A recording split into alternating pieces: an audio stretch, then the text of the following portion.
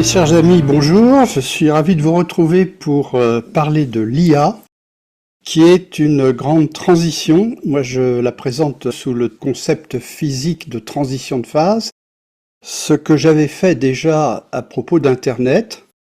Et là, je vais vous parler d'une nouvelle transition de phase qui se produit maintenant avec l'IA et qui risque d'être bien plus fondamentale que la précédente. Alors la précédente, Internet, c'était déjà très fondamental puisque c'est une espèce de toile qui a recouvert la Terre et qui a relié maintenant 6 milliards d'individus. Et à partir de cette toile, et cette toile était un ingrédient indispensable pour la suite, à partir de cette toile, une nouvelle transition se produit maintenant avec l'IA. Alors moi j'ai une image en tête que j'aime bien, c'est le fait que Internet soit en fait une évolution, je dirais, superficielle, horizontale, vous voyez, une toile qui a recouvert le globe. C'est une espèce de sphère qui se trouve tout autour et qui rappelle d'ailleurs le concept de noosphère de Teilhard de Chardin, qui disait que les hommes se connecteraient, il disait cela bien avant Internet, n'est-ce pas, que les hommes se connecteraient entre eux de plus en plus jusqu'à finir par partager un savoir commun. Ça, c'est Internet, c'est donc quelque chose que j'appelle superficiel. Maintenant, à partir d'Internet, se produit une autre révolution, c'est l'IA, que elle, je qualifierais plutôt de en profondeur.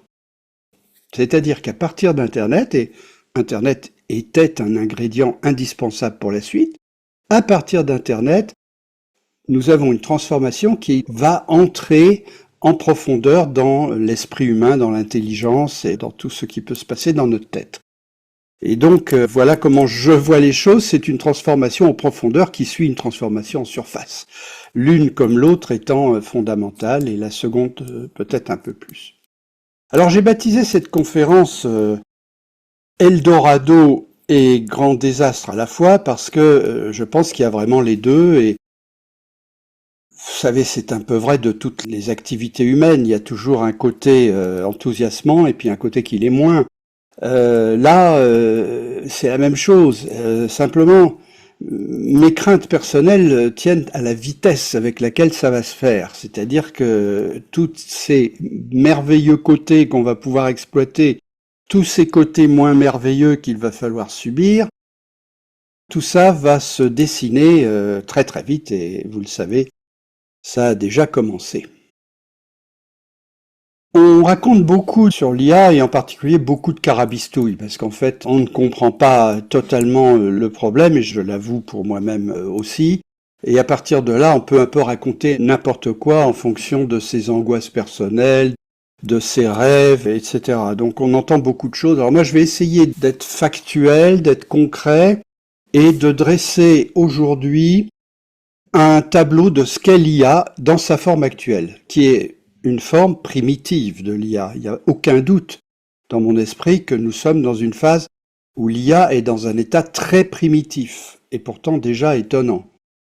Alors, je vais dresser un état des choses, et puis je vais parler un peu de ce qui va se passer, mais pas très loin, parce que si vous me demandez comment sera la société dans 10 ans, alors là, je suis incapable de le dire, et c'est ce qui est un peu inquiétant d'ailleurs. Mais par contre, dans les 2-3 ans qui viennent, on voit se dessiner des choses et donc c'est cela dont nous allons parler. Nous allons donc faire un constat de la situation aujourd'hui, expliquer comment ça marche, ça c'est très important, montrer que l'apprentissage profond qui est utilisé aujourd'hui est un système qui est inspiré du néocortex humain et même plus généralement du mammifère.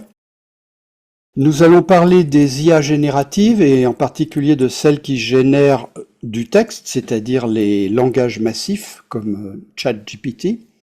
Nous parlerons de leurs forces et de leurs faiblesses. Nous parlerons des coûts financiers et environnementaux qui sont monstrueux. Et nous verrons ensuite quels peuvent être les développements de l'IA dans les années qui viennent. Les très peu d'années qui viennent, parce que c'est extrêmement difficile à prévoir.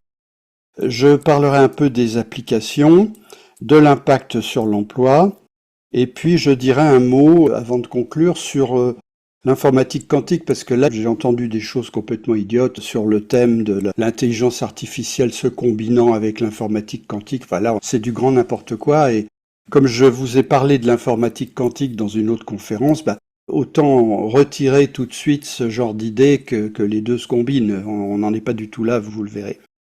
Et puis voilà, nous conclurons à partir de là. Comment ça marche? Bon, alors ça c'est difficile à comprendre, mais en même temps essentiel. Alors je vais m'y attarder un peu, et d'abord, je vais comparer l'informatique traditionnelle et l'IA, pour vous dire que l'IA fonctionne d'une façon radicalement nouvelle.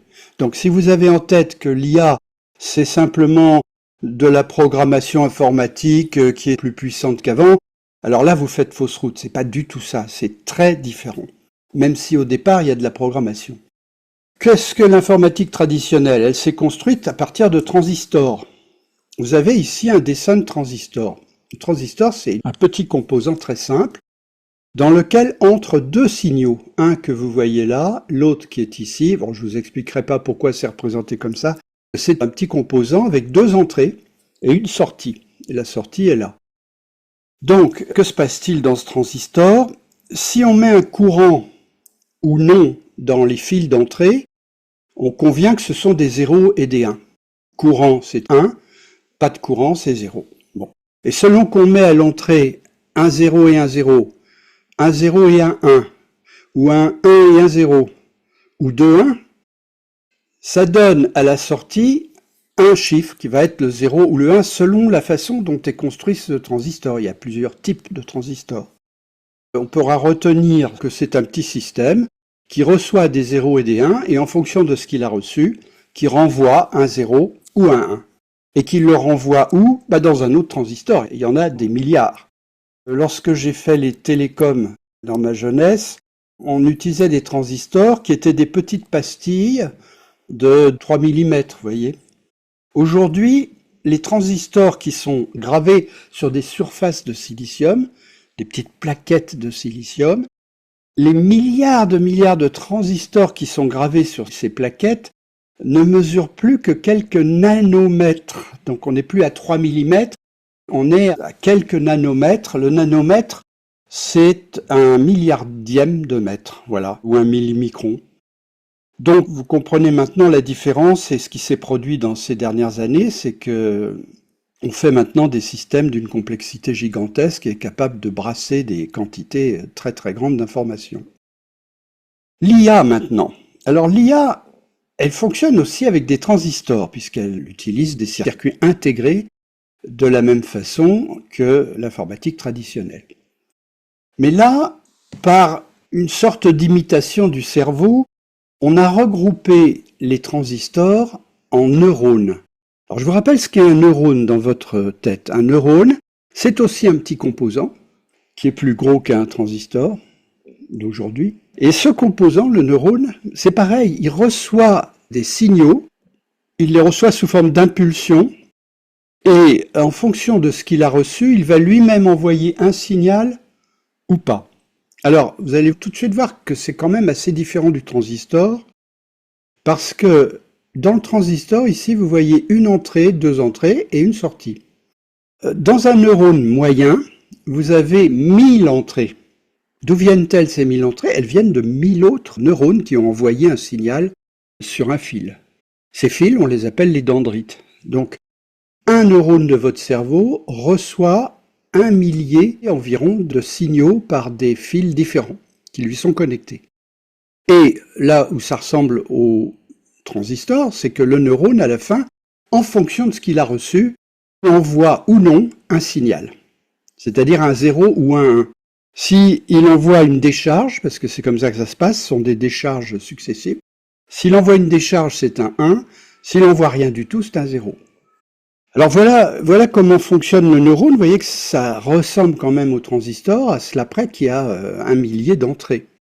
Alors, ce qu'on a fait dans l'IA, c'est remplacer les transistors qui agissent dans l'informatique traditionnelle. Au lieu de ces transistors, nous avons ici des neurones artificiels qui sont fabriqués avec des transistors aussi. Donc l'IA repose aussi sur les transistors. Mais ils sont regroupés. Je ne sais pas combien il y en a pour fabriquer un neurone artificiel, mais enfin c'est centaines, voire milliers de transistors. On compte plus tellement maintenant, on en met tellement sur une puce de silicium que tout est possible. Alors donc on regroupe des transistors et à partir de là, on peut fabriquer un neurone artificiel qui, à l'instar du neurone naturel, est capable de recevoir des milliers de signaux entrants et qui renvoie à la fin un signal vers les petits copains, vers les autres neurones artificiels. On appelle ça un réseau neuronal. Maintenant, je ne vous cacherai pas que l'imitation du cerveau a ses limites, c'est-à-dire que le réseau neuronal est quand même beaucoup plus simple lorsqu'il est artificiel que les réseaux que vous avez dans votre tête, parce que l'image que je vous ai donnée du neurone est quand même très simplifiée, c'est plus complexe que ça. Mais bon, dans le principe, vous voyez, on a regroupé des transistors pour faire des neurones artificiels, et à partir de là, on va construire l'IA en prenant ces neurones comme les briques de départ. Donc dans un sens, on oublie les transistors, ils servent à faire ces neurones, mais on les oublie, on travaille sur les neurones maintenant. L'informatique traditionnelle, vous le savez, elle exécute une séquence prévue, qui est la séquence d'opérations qu'un programmeur a entrée dans la machine. Donc, un programmeur, s'est mis au travail un jour pour faire un logiciel de comptabilité. Il a inscrit dans les transistors, ou tout au moins dans le logiciel qu'on va mettre sur un ordinateur, il a inscrit des opérations logiques. Donc, dans telle case, on met le chiffre d'affaires, dans telle case, on met les dépenses, on fait la soustraction de chiffre d'affaires moins les dépenses, ça donne le bénéfice, etc., etc. Cette séquence d'opérations est entièrement prévue et programmée par l'homme. Voilà. Dans le cas de l'IA, il y a toujours de la programmation, mais le programme ne définit plus la séquence qui va être utilisée lorsque l'IA fonctionnera. C'est l'IA elle-même qui trouvera la bonne séquence. Je m'explique. On va, par programmation, créer un réseau neuronal, on va revenir sur cette notion, c'est-à-dire un réseau avec des couches de neurones artificiels. On va créer cela dans la machine, on va créer donc une infrastructure, mais le travail de l'homme, en tout cas en termes de programmation, s'arrête là. C'est-à-dire que on va fabriquer ainsi une machine qui est auto-apprenante, vous allez voir comment, et une fois qu'on l'a conçue, après c'est la machine elle-même qui apprendra. Évidemment, c'est l'homme qui lui donnera ce qu'il faut comme nourriture pour apprendre, mais c'est la machine qui apprendra. C'est-à-dire qu'à partir du moment où l'homme a créé une infrastructure avec des fils, un câblage, etc., eh bien la suite, c'est de l'auto-organisation. Dans le cas de l'informatique classique, on ne peut pas parler d'auto-organisation, c'est organisé par un homme qui a un objectif et qui a des méthodes de programmation avec un langage de programmation, etc., etc. Dans le cas de l'IA, au contraire, à partir du moment où on a pré-câblé le système, après on va le laisser seul apprendre. Et donc c'est un fonctionnement auto-organisé. J'ai souvent utilisé ce mot-là pour vous parler de l'émergence de la vie, par exemple, ou de l'émergence du cerveau et de la pensée dans le cerveau. On peut résumer les choses en disant que le fonctionnement de l'informatique traditionnelle est hypothético-déductif. L'hypothèse, c'est voici le chiffre d'affaires, voici les dépenses. Déductif, c'est A moins B égale C, qui est le bénéfice.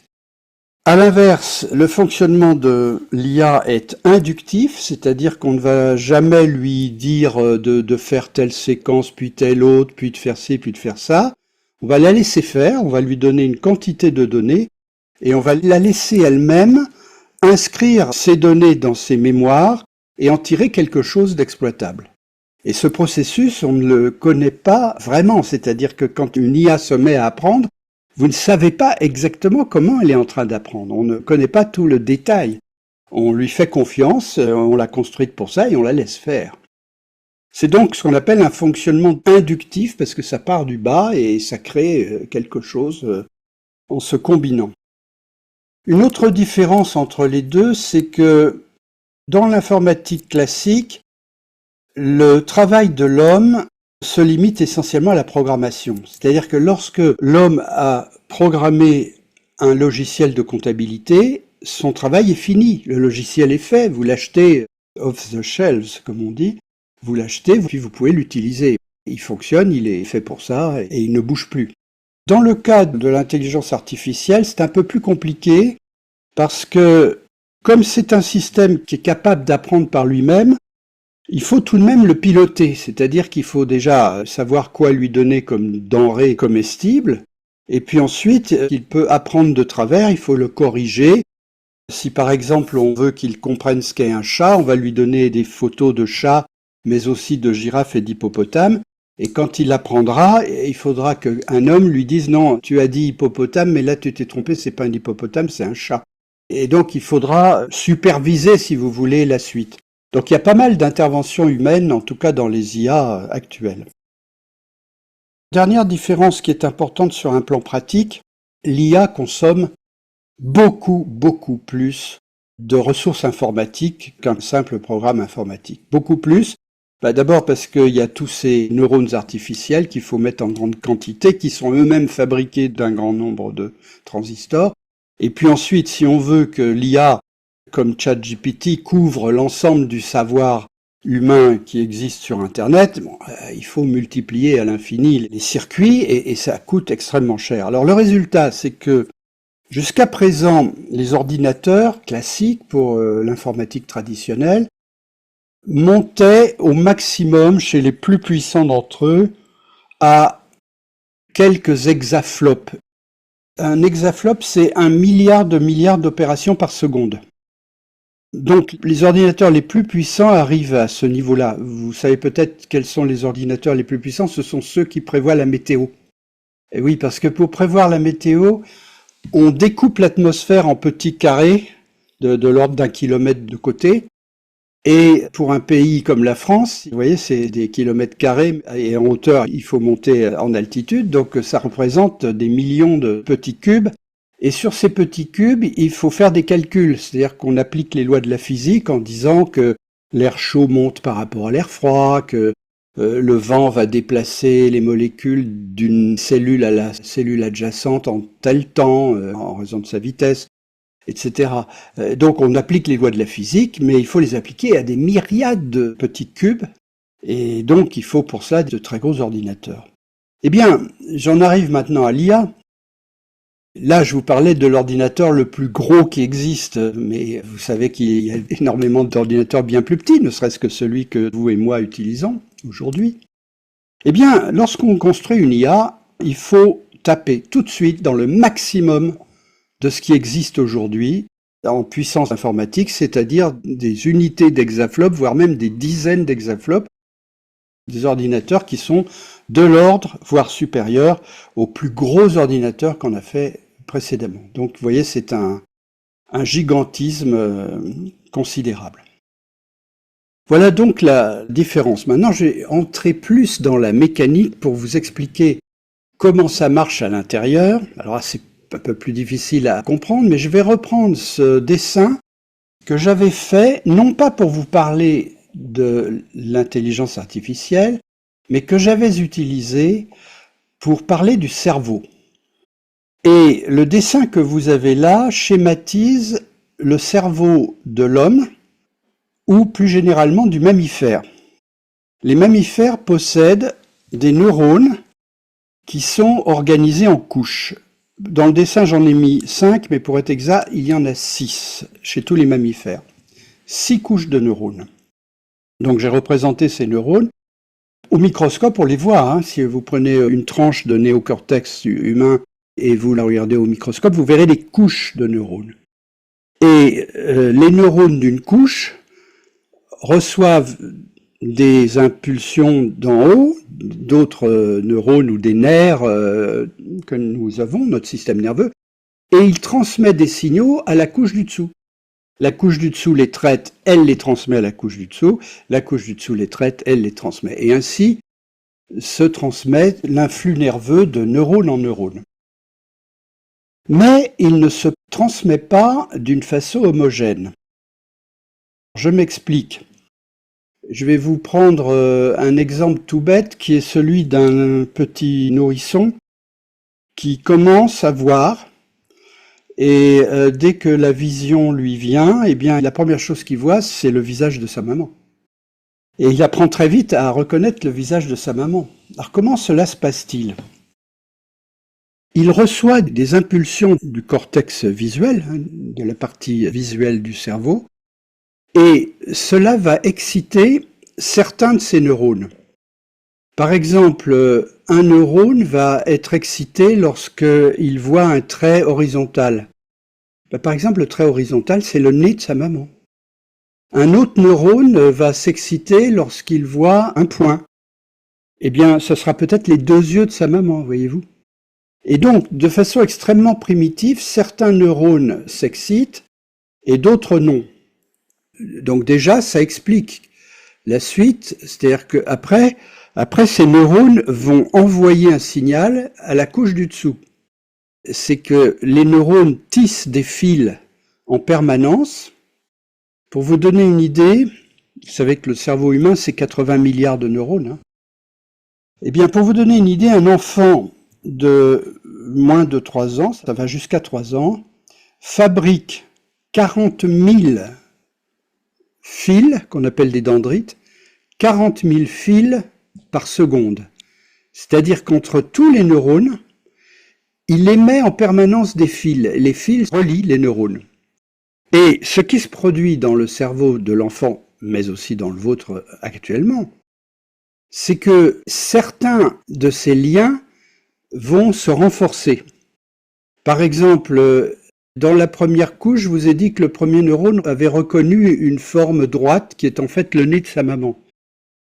Mais dans le cerveau, cela va exciter d'autres neurones qui, eux, captent mieux la forme d'ensemble du visage et qui capteront que le nez se trouve au milieu. En même temps, d'autres neurones vont capter les yeux de la maman et vont aussi irriguer la couche du dessous, et la couche du dessous va identifier que le nez se trouve entre les deux yeux. Et vous voyez, par ce processus, le nouveau-né commence à découvrir le visage de sa maman. Et chaque fois qu'il y a une excitation de ce type entre les premiers neurones et les seconds, eh bien, c'est une de ces connexions qui est excitée. Alors là, il se passe un système darwinien. Les liens, les connexions qui sont excitées régulièrement se renforcent. Alors que quand une connexion n'est jamais excitée, elle disparaît. Et donc, vous avez ainsi une information qui s'inscrit dans le cerveau.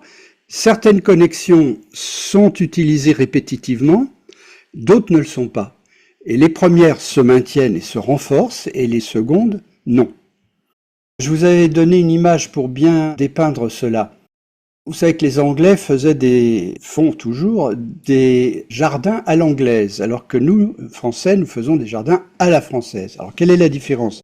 Dans un jardin à la française, le parc de Versailles, par exemple, qui se trouve ici sur ma droite à 1 kilomètre, dans le parc de Versailles, on a créé des plateaux bien plans, et sur ces plateaux, on a dessiné des ronds pour faire des massifs de fleurs, des carrés, des ovales, etc.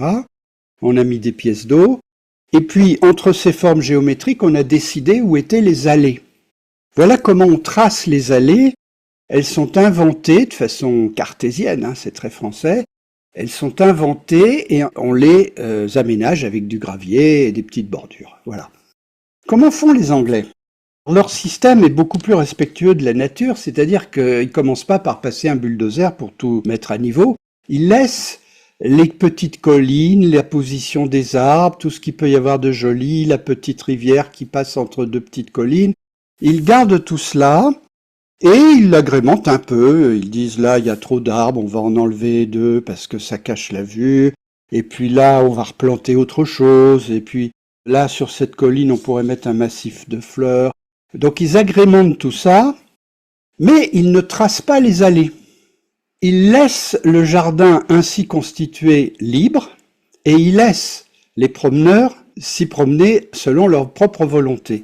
Et quelques mois après, quand plusieurs centaines de personnes sont passées dans ce parc, on voit les allées par lesquelles passent les gens. Ce sont eux qui les ont créés, sans le savoir, hein, tout simplement en marchant. Voilà un autre exemple d'auto-organisation. Le réseau de communication s'auto-organise. Dans la forêt, on voit les sentiers par lesquels passent les animaux, hein, ça se voit. Hein.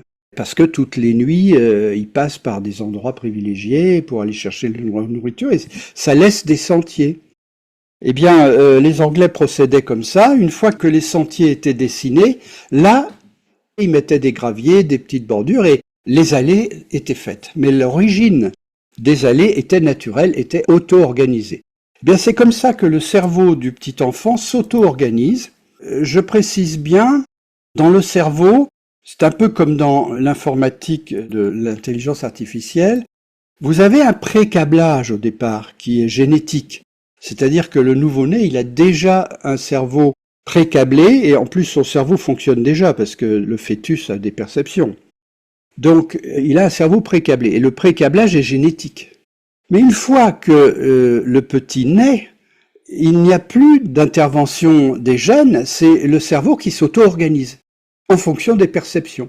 Il voit tous les jours le visage de sa maman, eh bien, il stocke l'information de ce qu'est le visage de sa maman.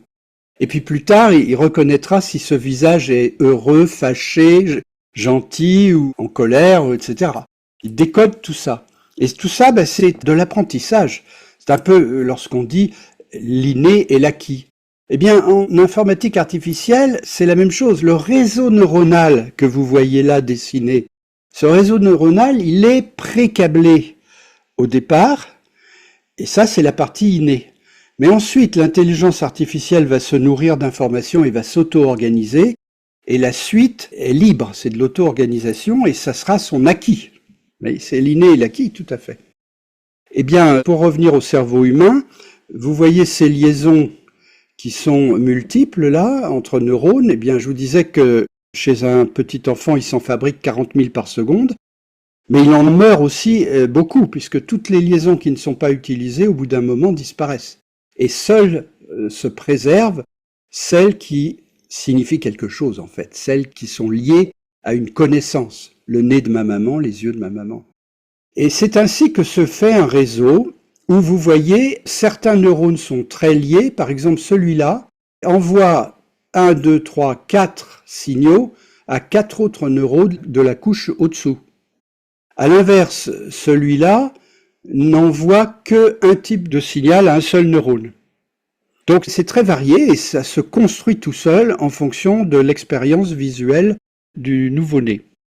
Une chose importante que je dois vous dire, c'est que les fils que vous voyez là sont de dimensions plus ou moins fortes. Ah oui, si une de ces connexions est très utilisée, elle va devenir plus puissante qu'une autre qui est peu utilisée. C'est-à-dire qu'on va dire qu'elle est l'équivalent d'une autoroute, alors qu'une autre qui est peu utilisée sera l'équivalent d'une petite route de campagne ou d'un chemin vicinal. Donc, il faut comprendre ces liaisons comme étant affectées d'un poids. Ainsi, lorsque ce neurone, j'en prends un au hasard, reçoit 3 signaux, il va accumuler l'électricité qu'il a reçue de ces 3 signaux, mais ce n'est pas une somme pure, simple, c'est une somme pondérée. Par exemple, il va affecter un coefficient 80% à ce qui vient de ce neurone-là, peut-être 10% à ce qui vient de ce neurone-là, et 30% à ce qui vient de celui-là. Il y a donc une pondération qui est faite, et d'où elle vient, c'est toujours l'expérience, hein, c'est toujours le fait qu'une connexion qui est excitée souvent, elle se pondère plus que cela. Et donc, chaque neurone fait une moyenne pondérée de ce qui lui arrive en termes d'électricité, et à partir de cette moyenne pondérée, il y a un seuil, c'est-à-dire que si la moyenne de l'électricité reçue dépasse ce seuil, le neurone va envoyer une décharge et ça va partir dans la couche du dessous. Soit ce qu'il reçoit reste inférieur au seuil et là il reste passif. Voilà. C'est comme ça que ça fonctionne et c'est le même principe dans l'intelligence artificielle, c'est-à-dire que chaque neurone reçoit non pas des impulsions mais des courants continus. Il les reçoit de la part des neurones supérieurs et il transmet ou il ne transmet pas un signal selon la moyenne pondérée qu'il a calculée, qu'il soit artificiel ou réel. Alors maintenant, on va regarder le même exemple sous un autre angle, c'est l'apprentissage d'un enfant qui apprend à écrire. J'ai choisi cet exemple d'apprentissage parce que c'est vraiment proche de ce qui existe lorsqu'une IA apprend. On lui donne des informations et elle apprend d'une façon assez similaire à celle de l'enfant qui apprend à écrire. Alors voilà un petit enfant de 5 ans et demi ou 6 ans qui commence à lire les lettres. Il a 6 couches de neurones, comme tous les mammifères. Bon, je vous parle de mammifères, j'ai pas parlé de l'homme. L'homme a quelque chose de plus que ce réseau neuronal, vous voyez. Il a quelque chose de plus, c'est qu'il a la conscience, et cette conscience, elle vient d'autres connexions beaucoup plus complexes qu'on connaît très mal. Mais disons que dans le cerveau humain, il y a quelque chose de plus qui permet la conscience. Alors revenons aux mammifères, qu'est ce petit enfant qui apprend à écrire. La première couche, qui est animée par le cortex visuel, elle reconnaît, comme c'était le cas chez le petit enfant qui reconnaissait sa mère, cette couche, elle reconnaît des traits. Elle reconnaît le trait incliné à droite, à gauche, le trait droit, le trait horizontal, les petites courbes et les ronds. Ça, c'est ce que reconnaît la première couche. Vous présentez à cet enfant la lettre A. Eh bien, la lettre A, elle commence par un petit trait oblique. Eh bien, ce petit trait oblique va exciter un des neurones, celui-là, par exemple, le troisième, qui est habitué à cette forme. Dans la lettre A, il y a aussi un trait dans l'autre orientation, et là, c'est un autre neurone qui va s'exciter, qui s'est habitué aussi à voir ces traits-là, au cours du passé de l'enfant. Et puis, un troisième, c'est le petit trait horizontal de la lettre A, qui lui va exciter un autre neurone. Et ces neurones, lorsqu'ils ont reconnu ces traits, ils déchargent leur électricité vers le bas, vers la couche successive. Mais pas n'importe où. Par exemple, le neurone qui est le 2, là, le deuxième, il n'envoie qu'un signal. Alors que le neurone qui est le quatrième, là, il en envoie 4. Donc ils envoient ces informations aux neurones du dessous. Alors pourquoi ces connexions-là et pas les autres? Ça, c'est uniquement une question d'entraînement. C'est parce qu'en étant entraîné, il y a des connexions qui se font plus que d'autres, c'est tout. C'est comme ça que s'inscrit la mémoire. Et donc, il envoie ça à une couche au-dessous qui se met à reconnaître les lettres. Donc, chez l'enfant, c'est une couche qui reconnaît les formes. Par exemple, un petit enfant peut reconnaître et distinguer un cercle d'un carré. Et donc, c'est une couche neuronale qui reconnaît des formes. Et cette couche neuronale, quand l'enfant apprend à lire, on lui enseigne, par essais successifs, à reconnaître les lettres A, B, C, D, etc. Et donc, dans ces neurones-là, dans cette deuxième couche, naît une autre information qui est les lettres. Alors, c'est pas inné, hein, l'enfant met 1 an à apprendre tout ça. Il a des synapses qui se font en permanence, des liaisons entre neurones, et ça finit par s'inscrire, comme les sentiers s'inscrivaient tout seuls dans le jardin anglais.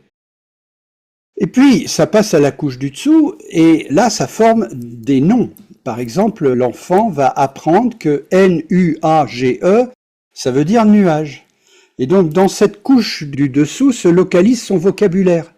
Progressivement, il apprend des mots, et ces mots correspondent à certains neurones. On n'a pas besoin de beaucoup de neurones, hein. Les mots qu'on utilise couramment dans la vie, c'est 300-400. Hein. Il apprend ces mots. Il apprend l'écriture de ces mots.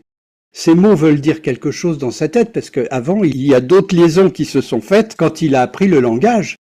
Il avait appris le mot nuage, et il sait ce qu'est un nuage. Et donc, cet apprentissage des lettres vient se greffer sur des choses déjà apprises, et pour lesquelles il y a déjà des liaisons entre neurones. Alors ensuite, il a une couche supplémentaire, et là, ça devient plus difficile pour l'enfant, il faut qu'il comprenne une phrase. Il va y avoir un orage. Il sait ce qu'est une phrase parce qu'il sait déjà reconnaître les phrases de ce que lui disent ses parents, mange ta soupe, etc. Et donc, il va reconnaître ces phrases. Et ça va se localiser dans une couche supérieure. Et ensuite, eh bien, c'est le sens. Il sait ce qu'est un orage. À 6 ans, il en a déjà vu. Il a déjà été réveillé par la foudre la nuit et ses parents lui ont dit c'est un orage, c'est pas un dragon.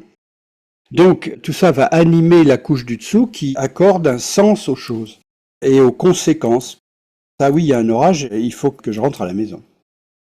Voilà comment s'anime un réseau cortical chez le mammifère et aussi dans l'IA.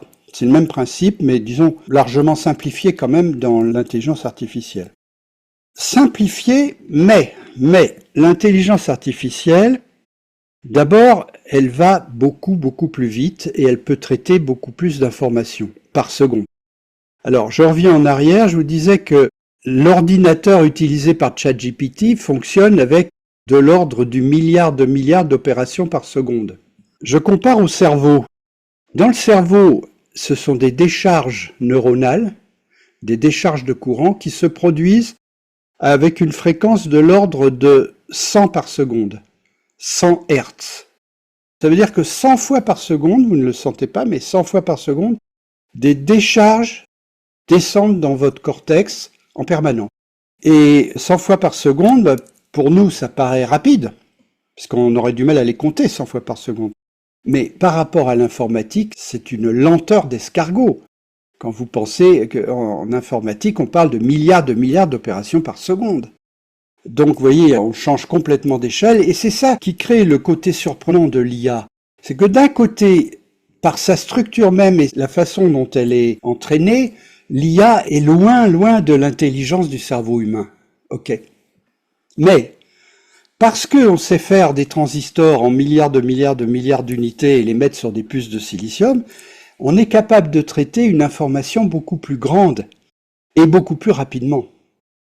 Aujourd'hui, vous savez beaucoup de choses, mais reconnaissez que ce que vous savez par rapport à tout ce qui existe sur Internet, ça reste quand même faible.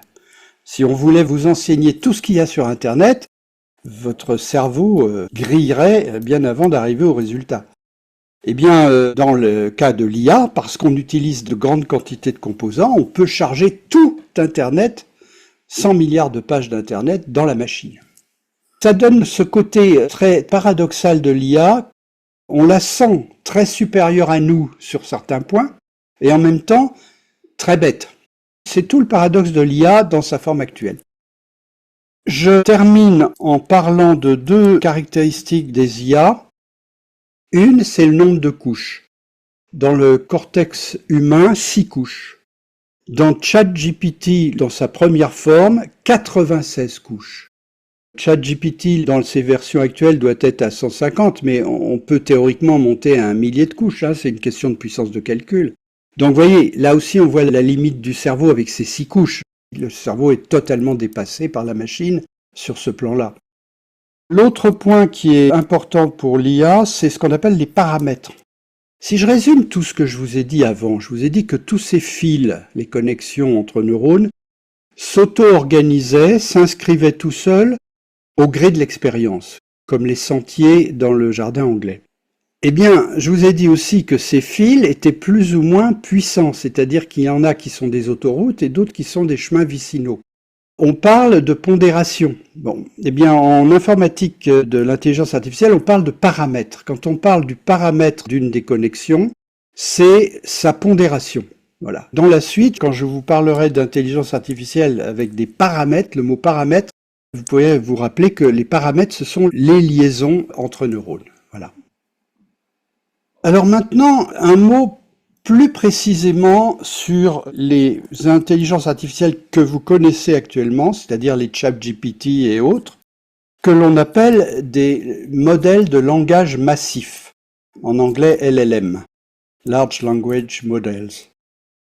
Ces modèles de langage massif sont, comme leur nom l'indique, des IA qui engendrent du texte, qui lisent du texte et qui engendrent du texte.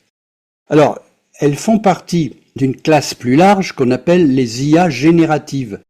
L'IA générative, c'est plus largement une IA qui peut fabriquer des dessins, des vidéos, ou qui peut fabriquer de la musique, ou qui peut fabriquer du code informatique, on va en reparler, c'est-à-dire de la programmation. Donc on parle de générative au sens large parce que elles engendrent un petit peu tous les types de messages qu'on peut recevoir. Je peux recevoir un message écrit, je peux recevoir une musique, je peux recevoir une vidéo, ou je peux recevoir un listing informatique avec un programme. Donc on appelle tout ça des IA génératives, et la plus connue, parce que la plus utilisée, parce que la plus simple à utiliser aussi, ce sont les modèles de langage massif. Ces IA génératives, vous les connaissez, c'est ChatGPT, Gemini, Llama de Facebook, Perplexity que j'utilise beaucoup, qui est simple à utiliser, Mistral qui est la pépite française, DeepSeek qui est la pépite chinoise, etc.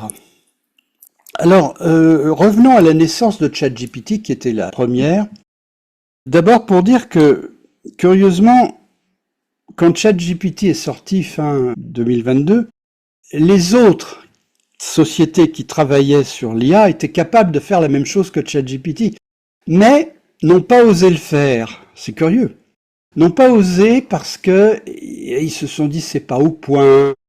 Si on met ça sur le marché, que ça fait des erreurs, on va se faire critiquer. Alors si on s'appelle Google ou Facebook et que tout d'un coup on lit partout dans la presse qu'ils ont inventé une IA qui est un pétard mouillé parce que on mettra en exergue des erreurs, ce qu'on appelle les hallucinations des IA, eh bien, ça sera une très mauvaise publicité. Alors on s'est dit, il vaut mieux quand même qu'on avance pour que ça soit plus au point, etc., etc. Et là, grand pavé au milieu de la mare, c'est la start-up OpenAI qui lance le pavé dans la mare et tout le monde est éclaboussé.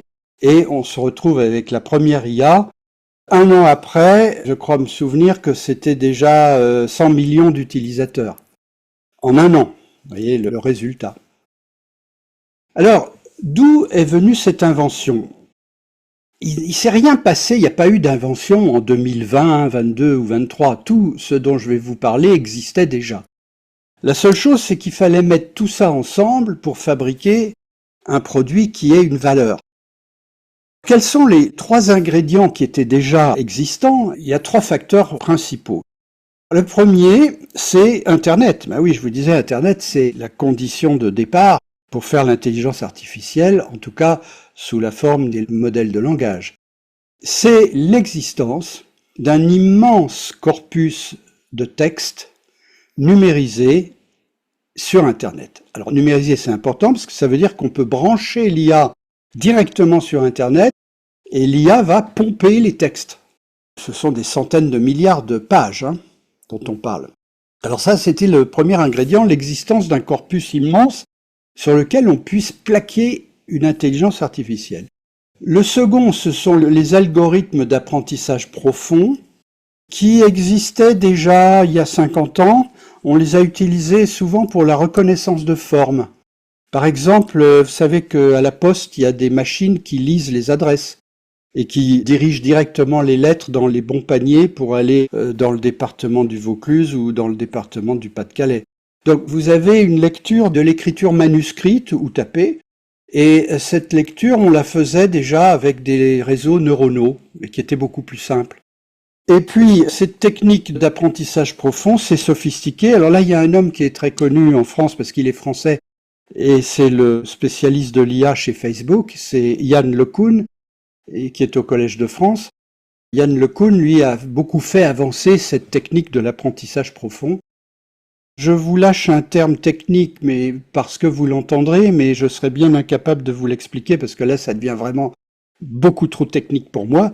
C'est ce qu'on appelle le transformer en anglais, ou en français, on dirait plutôt encodeur.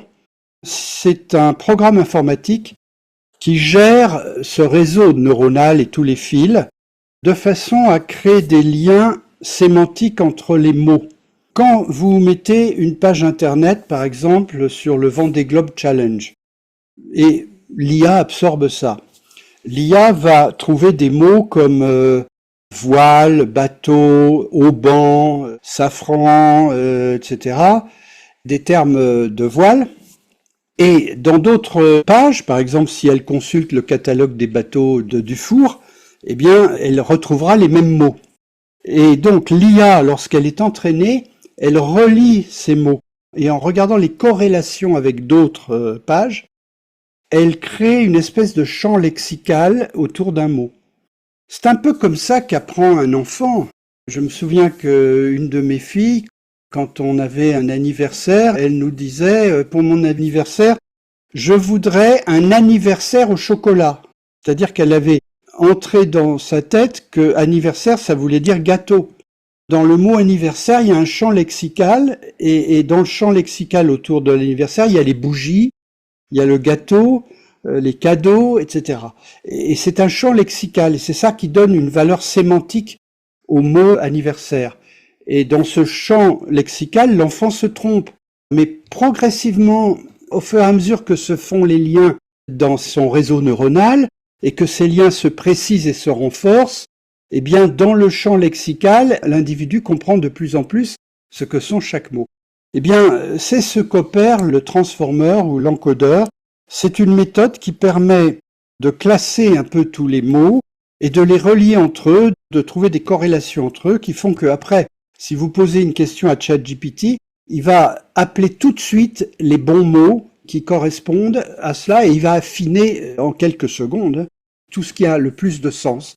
Et il va pouvoir mesurer des probabilités sur ce qui est le plus sensé. Donc s'il voit quelque part anniversaire au chocolat, il le retiendra, mais très vite, il comprendra que c'est un non-sens parce qu'il ne retrouve pas ça ailleurs. Ne le retrouvant pas, les probabilités tombent et il rejette ce qui n'est pas probable. Voilà, ça fonctionne par probabilité.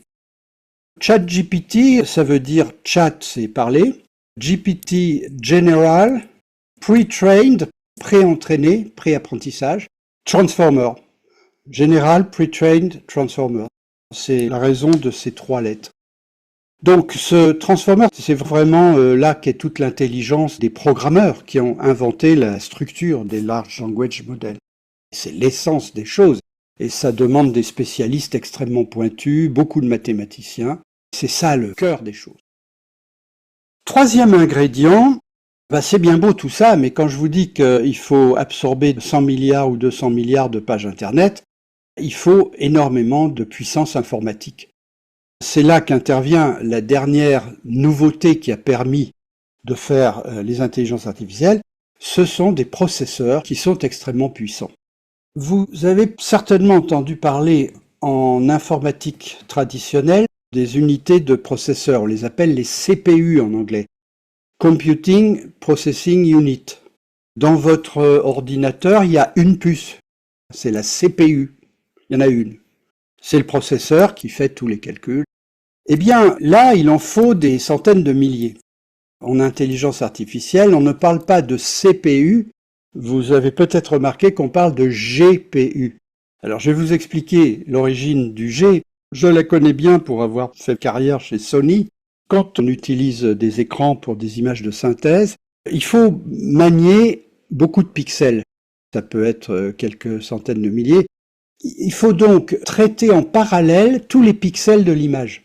Et donc il faut des processeurs qui puissent traiter en parallèle, disons 100 000 informations. On a construit des semi-conducteurs spéciaux pour le graphisme, justement pour les écrans, qu'on a appelés des Graphic Processing Units. Et pendant longtemps, ces puces étaient utilisées exclusivement pour les jeux vidéo et pour d'autres applications graphiques.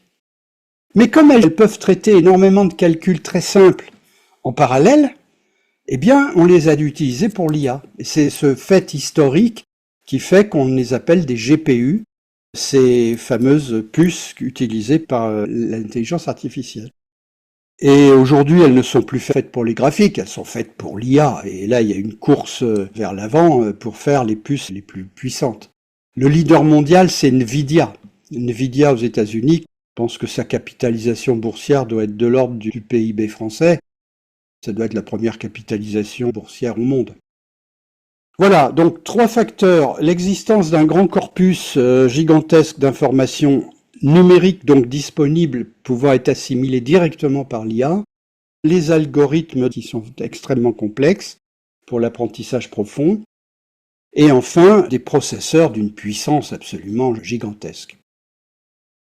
ChatGPT-4, c'est la version utilisée aujourd'hui. C'est un réseau neuronal de plus de 100 couches, je vous le disais, qui a été entraîné sur un corpus d'informations de milliards de pages d'Internet. Et je vous parlais des paramètres. Les paramètres, ce sont ces fameuses connexions, les traits, les fils que j'ai mis entre neurones. N'oubliez pas que les fils, c'est là-dedans que s'inscrit l'information, dans votre cerveau comme dans l'IA. Les fils stockent en fait votre mémoire et sont capables de faire les calculs aussi. Donc tout ça, c'est dans des fils. Et ces fils, je vous l'ai dit, étaient pondérés par des paramètres, donc chaque fil a un propre paramètre. Eh bien, dans une IA, comme ChatGPT-4, il y a pas loin de 2000 milliards de paramètres. Je vous ai pas dit l'importance du paramètre, c'est que les paramètres, on les ajuste, c'est très important. Voilà un exemple, je sors du langage et je vous donne un exemple d'IA.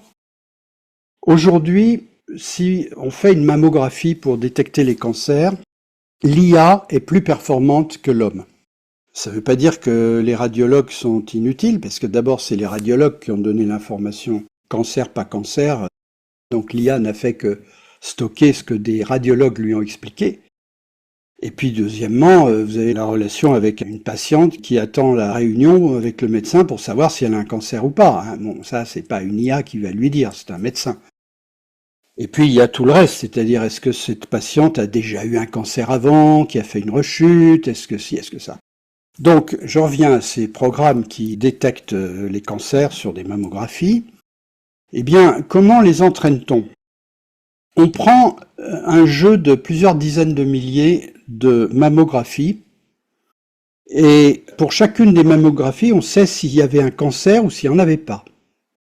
Et on commence par montrer une mammographie à l'IA, et l'IA enregistre tout ce qu'elle voit. Les réseaux sanguins, la forme des réseaux, etc. Tout ceci s'inscrit un peu comme les lettres s'inscrivaient chez le petit qui apprend à lire. Ça s'inscrit. Et ça s'inscrit dans quoi? Je vous l'ai toujours dit, ça s'inscrit dans les fils, dans les connexions. Une fois que l'IA a inscrit tout ça, on lui dit « cancer ou pas cancer ?»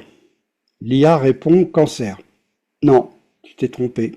Alors, il faut que tu réajustes tes paramètres, et c'est là qu'il y a des programmes très savants qu'a inventé en particulier Yann LeCun. Il y a des algorithmes, si vous voulez, qui permettent de remonter dans les paramètres et d'ajuster les paramètres. Et là, ces algorithmes font remonter l'information dans les fils, ajustent les paramètres, jusqu'à ce que l'IA donne la bonne réponse.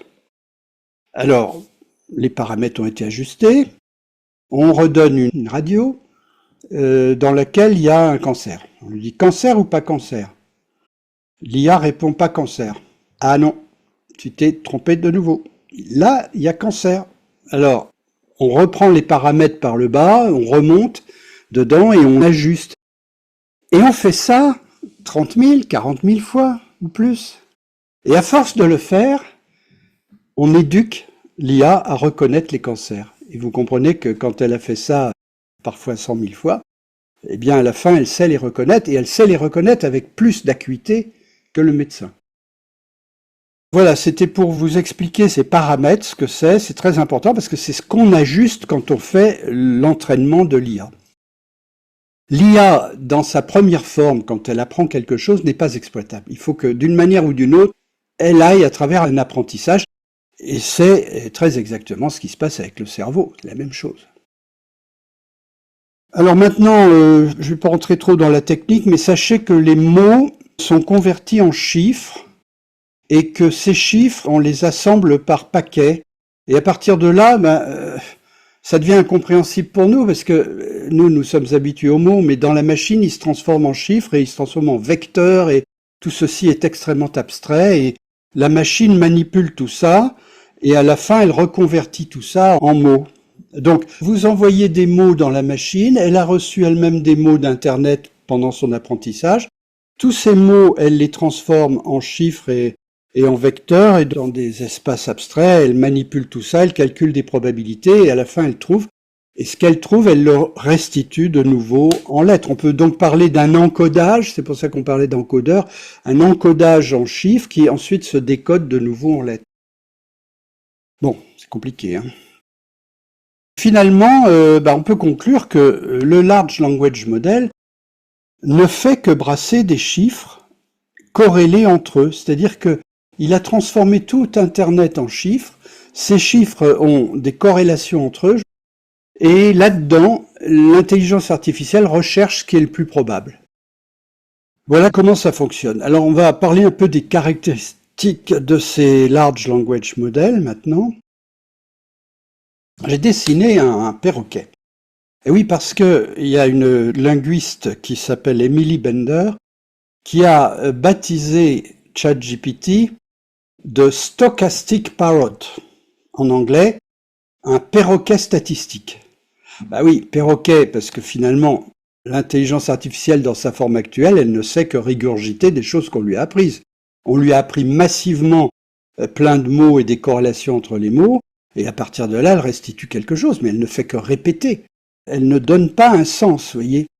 Alors pourtant qu'un perroquet est capable de donner un sens aux choses. J'ai rencontré un ami il y a quelques jours qui m'a dit que quand il était enfant, il avait un perroquet à la maison, et ce perroquet répétait évidemment plein de mots qu'on disait. Et lorsque cet ami enfant se faisait enguirlander par ses parents, qui devenaient vraiment sévères avec lui, le perroquet disait « méchant, méchant ». Ça veut dire que ce perroquet était capable de sentir dans le ton de la voix qu'il y avait quelque chose qu'il avait corrélé avec le mot méchant. Mais vous voyez, il avait quand même un sentiment que n'a pas forcément une intelligence artificielle. Donc, l'IA, c'est un perroquet statistique. Mais, dit le chercheur en IA Gary Marcus, ces modèles, ils sont brillamment stupides. Eh oui, ils sont stupides parce que finalement, ce qui est fait dedans, c'est brasser des chiffres et des corrélations. Mais brillamment stupides. C'est vrai, qui n'est pas surpris par les réponses de ChatGPT? Lorsque j'ai vu sortir ChatGPT, j'ai eu une idée un jour. Je lui ai demandé de faire un sonnet sur ma fille. J'ai une fille qui est psychanalyste et qui adore le flamenco, etc. Bon. Donc j'ai dit à ChatGPT, voilà, elle a tel âge, elle est psychanalyste, elle fait ci, elle fait ça, elle adore le flamenco, elle a 2 enfants. Et il m'a sorti un sonnet, comme s'il était écrit par Du Bellay. Il savait ce qu'était un sonnet, et il a rédigé un sonnet qui avait de la valeur, hein, vraiment de la valeur. Je trouve qu'il était même poétique. Et je me suis empressé de l'envoyer à ma fille. Donc, brillamment stupide. Je suis personnellement toujours admiratif de ce que sortent les IA. Je suis toujours admiratif parce que je sais à quel point elles sont bêtes. Et donc, que les réponses soient si pertinentes et si élaborées, alors que le fonctionnement est si bête, est pour moi une source d'étonnement quasi permanent. J'ai un ami qui est dans l'IA qui m'a fait une IA spécialisée sur mon premier livre, Les clés secrètes de l'univers. Il a entraîné une IA de type ChatGPT, il l'a entraîné sur mon livre. Si ça vous intéresse, vous me contactez, je vous enverrai le lien. Cette IA donc connaît mon livre par cœur. Alors vous pouvez lui demander qu'est-ce que la matière noire, vous pouvez lui dire à quelle page du livre parle-t-on de la construction du cerveau, page 212. Vous pouvez lui dire j'ai un enfant de 15 ans qui s'intéresse aux sciences mais qui évidemment n'a pas beaucoup de formation. Est-ce qu'il peut lire ce livre? Et l'IA vous répond oui, il ne comprendra pas tout mais il se fera une idée générale des choses. Vous voyez, c'est tout à fait étonnant les réponses que donne l'IA. J'ai vérifié ce qu'elle répond sur une 50aine de cas. J'étais pas totalement convaincu par 1 ou 2 réponses sur les 50, mais c'était pas faux, c'était vrai, simplement j'aurais formulé les choses un peu différemment. Et puis alors à la fin, je me dis, bon là, je vais vraiment pousser très loin, j'ai imaginé les 2 questions les plus difficiles que je puisse penser, et dont une question métaphysique. J'ai eu une réponse, mais nickel. Nickel, j'étais abasourdi par la qualité de réponse sur les 2 questions auxquelles j'avais vraiment réfléchi pour aller dans ce qu'on pouvait imaginer de plus difficile. Bon, alors on pourrait me dire, oui, mais vous avez posé des questions difficiles, mais les réponses étaient dans le livre. Oui, l'IA n'a rien inventé, elle est simplement allée chercher dans le livre ce qui était le plus adéquat, mais c'était drôlement adéquat. Donc voilà, moi, comment je qualifierais les modèles de langage? Je dirais des perroquets statistiques brillamment stupides. Alors, les modèles actuels, ce n'est qu'une étape, hein. On sait bien qu'on peut construire beaucoup d'autres choses avec l'IA, et c'est en train de se faire, hein. Il y a énormément de recherches, vous le savez, énormément d'argent aussi.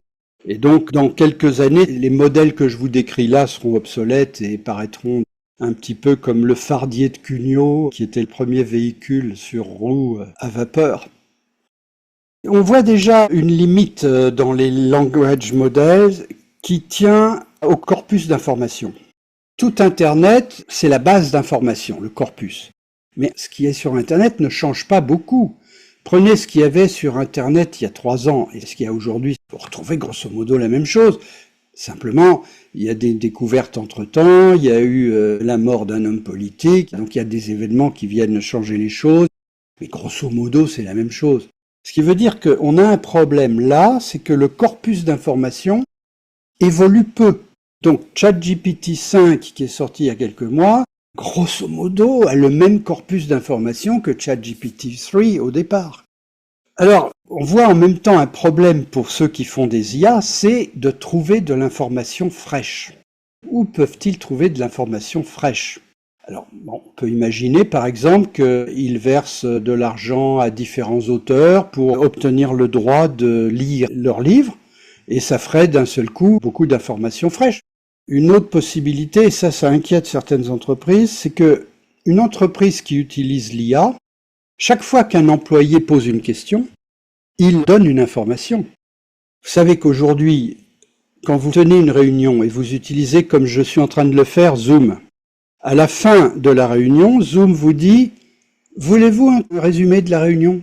Vous cliquez « Oui » et vous avez un excellent résumé qui arrive. Si l'IA a fait ça, c'est que toute l'information de la réunion est partie dans l'IA. Si moi, dans mon travail, j'utilise l'IA et je donne à l'IA des documents de l'entreprise, par exemple les caractéristiques techniques du prochain produit secret, je mets toutes ces informations dans l'IA et je lui dis « Je dois faire un leaflet marketing, alors peux-tu me sortir ce qui est le plus saillant comparé aux anciens modèles dont je donne aussi en annexe les caractéristiques ?» Tout ça, c'est donné à l'IA. Alors c'est pour ça qu'aujourd'hui, vous avez des entreprises qui interdisent purement et simplement l'IA dans l'usage professionnel. Donc, il y a là une limite, c'est alimenter le corpus d'information. Une autre limite, c'est que de plus en plus de pages du net sont fabriquées par intelligence artificielle. Ah oui. Aujourd'hui, quand vous voulez faire une page d'Internet, vous dites voilà mes produits, voilà les points forts, écris-moi une page de présentation des produits. On utilise ChatGPT de plus en plus pour écrire. Les premiers qui l'ont compris, c'est les élèves dans les lycées. Donc, de plus en plus de pages sont écrites par IA, ce qui veut dire que les défauts dans l'IA, parce qu'il y a des défauts, ce que je vous ai présenté avant n'est pas un processus parfait. Il y a des erreurs.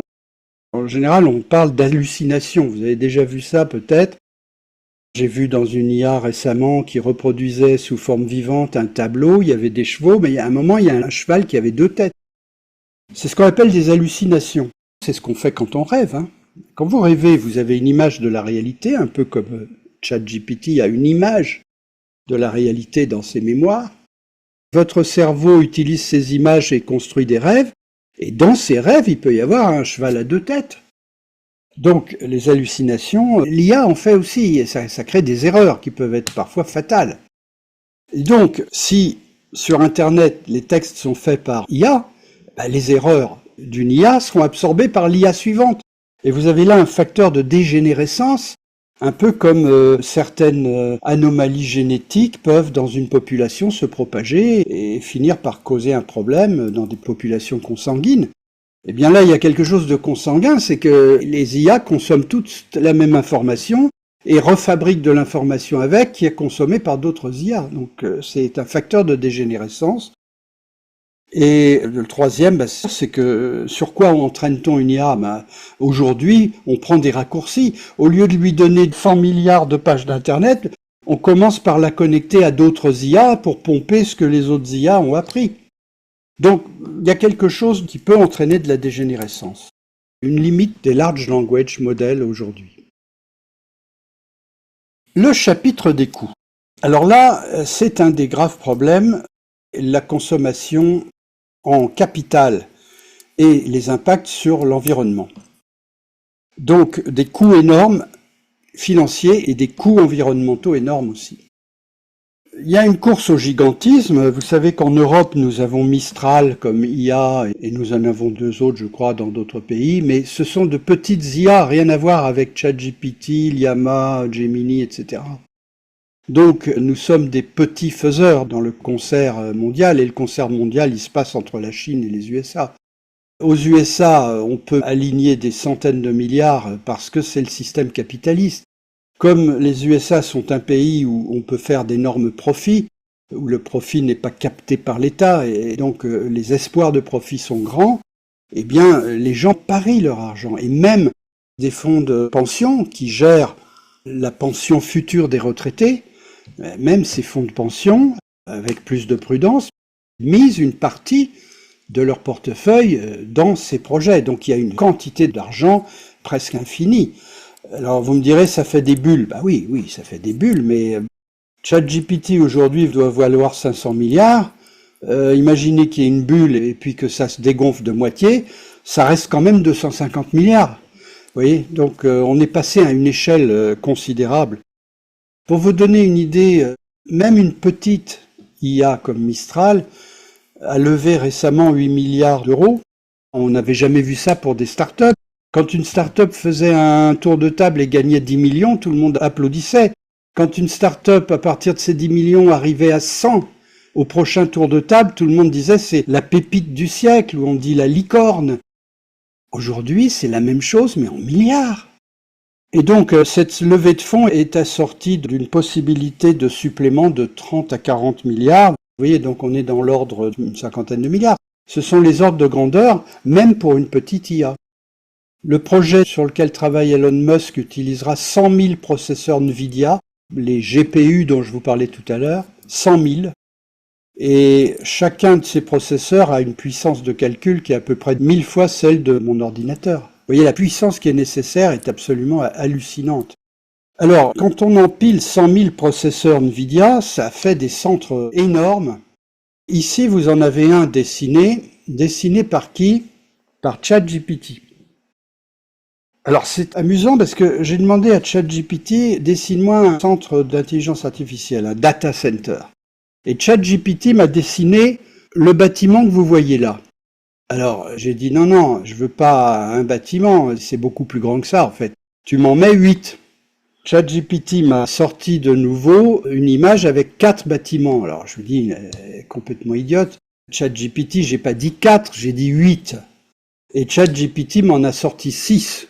Et à partir de là, j'ai eu beau insister, j'ai pas réussi à en avoir plus. Alors je ne sais toujours pas pourquoi. Des amis me disent que c'est parce qu'elle est programmée pour ne pas mettre des choses trop extrêmes, donc tu demandais quelque chose d'un peu extrême sur un sujet sensible, l'IA. Et puis j'ai un autre ami qui m'a dit non, c'est parce qu'elle sait pas compter. Tu demandes 8, mais elle sait pas ce que c'est que 8. Je ne sais pas. Pour moi, ça reste mystérieux. Toujours est-il que je voulais 8 bâtiments, j'en ai que 6, mais c'est déjà gros.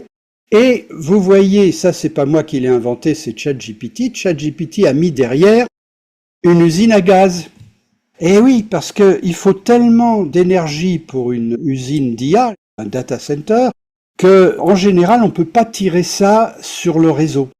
Je crois que Mistral est installé près de Marseille et là, probablement l'EDF a pu l'accueillir parce qu'il doit y avoir une centrale nucléaire pas loin et on a dû tendre des câbles. Mais en général, vous pouvez pas brancher un data center comme ça sur les grilles de la consommation de monsieur tout le monde et des entreprises. C'est trop gros. Alors aux États-Unis, on construit une centrale électrique à côté. Idéalement, il faudrait que cette centrale soit nucléaire parce qu'elle ne créerait pas de CO2. Seulement, quand vous voyez la course de vitesse des IA, vous n'imaginez pas un instant qu'on attende 5 ou 10 ans pour sortir la centrale nucléaire pour faire fonctionner l'IA. Elle sera obsolète depuis bien longtemps. Donc, la seule solution, c'est les centrales à gaz. Et vous avez donc maintenant des IA qui sont accompagnées de leur propre centrale à gaz. Je reviens sur l'environnement, mais avant je précise une chose, c'est qu'il y a des enjeux géostratégiques considérables. Bon, le premier enjeu géostratégique, c'est que tout se passe entre les États-Unis et la Chine, et nous, en Europe, nous avons un mal fou à accrocher les wagons. Et le deuxième problème géostratégique, c'est les semi-conducteurs. Alors là, c'est une bagarre actuellement qui est très complexe. Je vous disais que les puces utilisées sont presque sous monopole de Nvidia, mais parce qu'ils ont un monopole, Google développe maintenant sa propre technologie, qu'on appelle tensorielle, qui est totalement différente.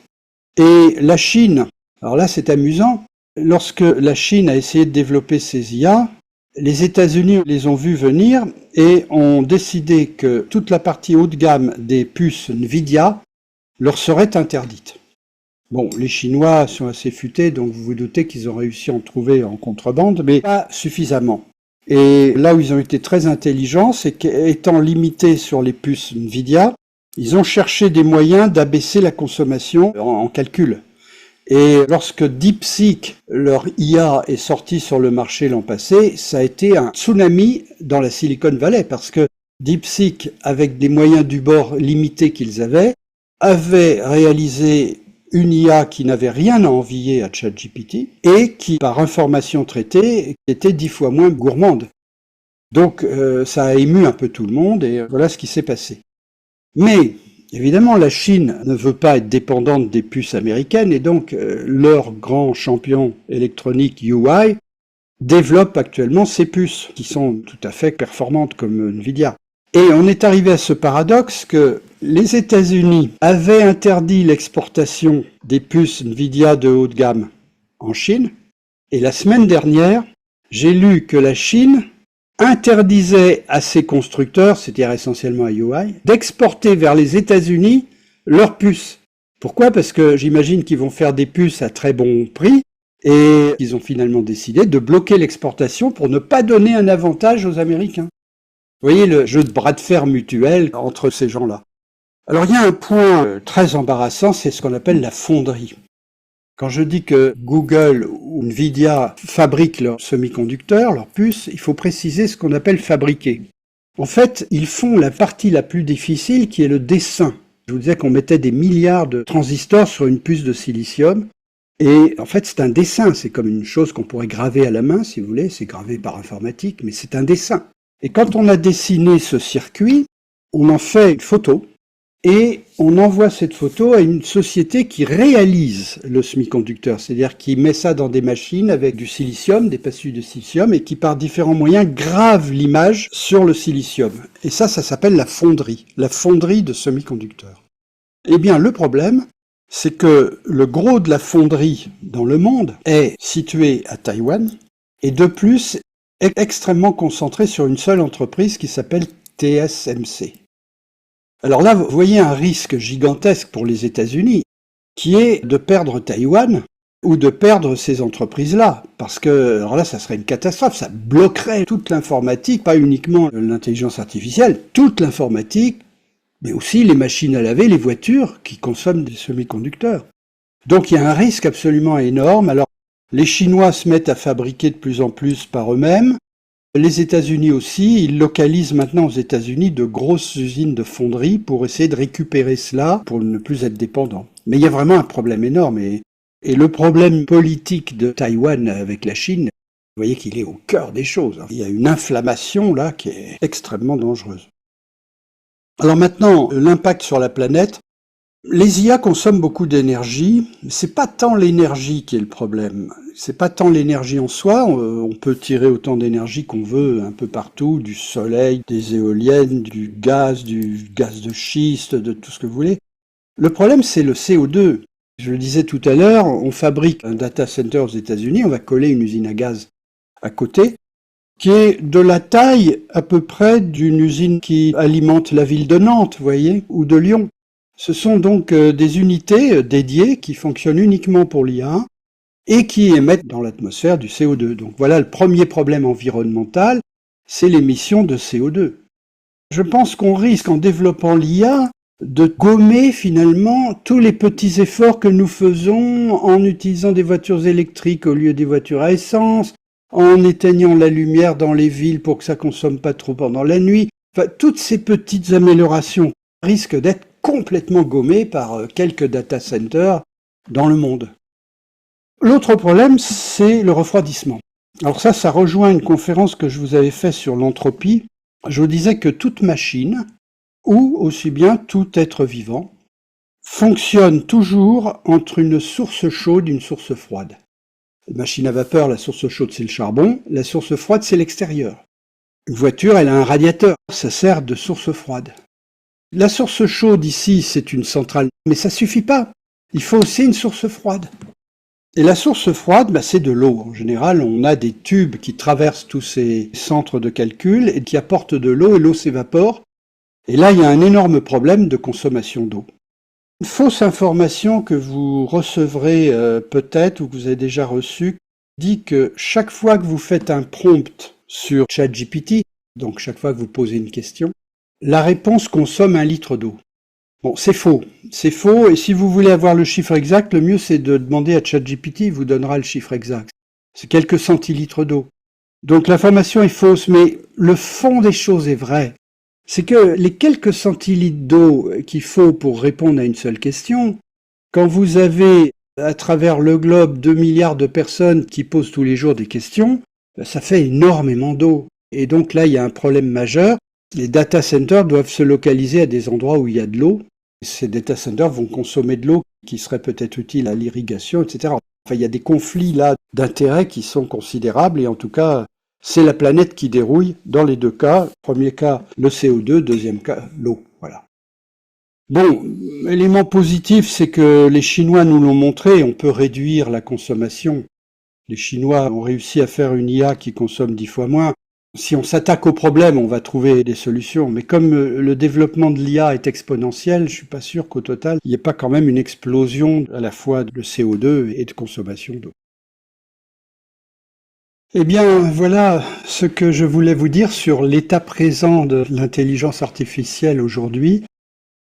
C'est un tableau qui, je le disais, nous rappelle d'un côté un Eldorado qui se dessine, et en même temps des désastres en perspective.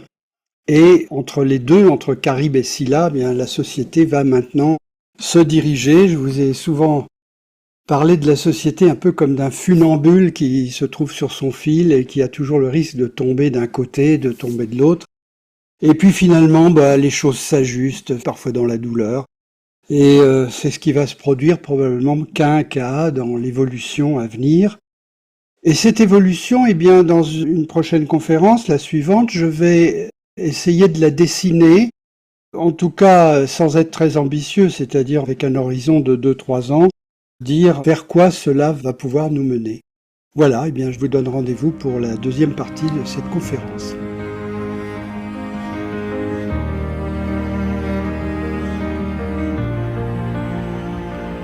Je vous invite à consulter mon site sur lequel vous pouvez aussi me joindre sur www.mgm-ec.fr.